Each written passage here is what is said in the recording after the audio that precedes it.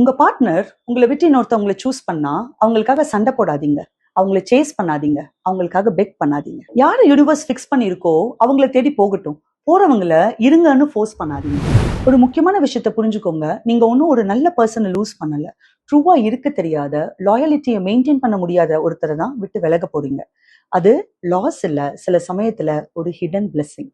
உங்களோட peace, self respect, emotional wellbeing எல்லாம் விட யாரும் முக்கியம் இல்லை. நீங்க எப்போ அவங்களுக்காக சண்டை போடுறதை நிறுத்துறீங்களோ அன்னைக்கு தான் உங்களுக்கு உங்களோட செல்ஃப் வர்த் புரியும். இன்னொரு விஷயத்த நல்லா புரிஞ்சுக்கோங்க, நீங்க அவங்களுக்கான சூட்டபிள் பர்சன் இல்லைன்னு அவங்க உங்களை விட்டு விலகல. ஒரு ஜென்யூன் ரிலேஷன்ஷிப்பை ஹேண்டில் பண்ண தேவையான மெச்சூரிட்டி, டிசிப்ளின், கமிட்மெண்ட் அவங்க கிட்ட இல்லாம போனதுதான் ரீசன். உங்களை தவிர இன்னொருத்தவங்களை சூஸ் பண்ணிட்டாங்கன்னு நீங்க ஜெலஸ் ஆக தேவையில்ல.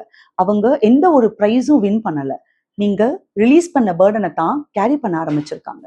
சைக்காலஜி சொல்றது என்னன்னா, இந்த ரிஜெக்ஷனை நம்ம பிரெயின் லாஸா தான் பார்க்கும். ஆனா டேஸ் போக போகத்தான் புரியும் சில ரிஜெக்ஷன் நமக்கான ரீடைரக்ஷன்.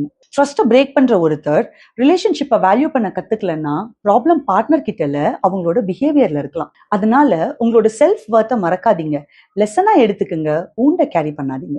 சில பேர் நம்ம லைஃப்ல லெசனா வந்து நம்மள ஸ்ட்ராங்கரா மாத்துவாங்க, ஆனா அவங்க நம்ம டெஸ்டினி இல்ல. He or she was a lesson but never your destiny. Fix your crown and keep moving. உங்களோட லைஃப்ல நீங்களும் இப்படி ஒரு லெசனை கடந்து வந்திருந்தீங்கன்னா எஸ்ன்னு கமெண்ட் பண்ணுங்க.